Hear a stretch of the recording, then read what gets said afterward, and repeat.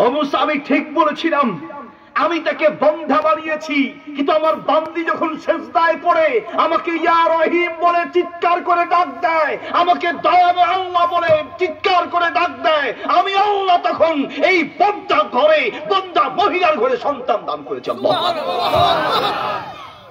আমি তাকে বন্ধা বানিয়েছিলাম।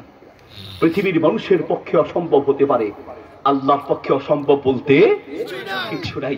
দুঃখের বিষয় হচ্ছে আমরা ডাকতে জানি না। যেভাবে ডাকা দরকার আমরা সেইভাবে ডাকতে জানি না। আমরা নিজেরা ডাকি না, হুজুর দিয়া খালি ডাকাই।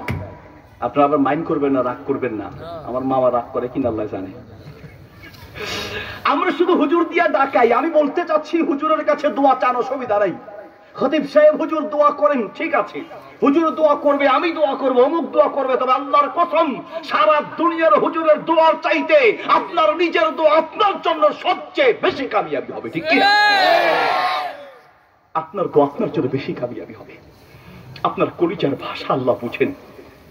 আপনি যদি বলতে, ডাকতে, আল্লাহর কাছে চাইতে ভুল করেও চান, সুবহানাল্লাহ বলেন, আপনি ভুল করেও যদি চেয়ে থাকেন, আল্লাহ বলেন ও বান্দা তুমি ভুল করতে পারো, কিন্তু আমি আল্লাহ তোমার জন্য ভুল করব না।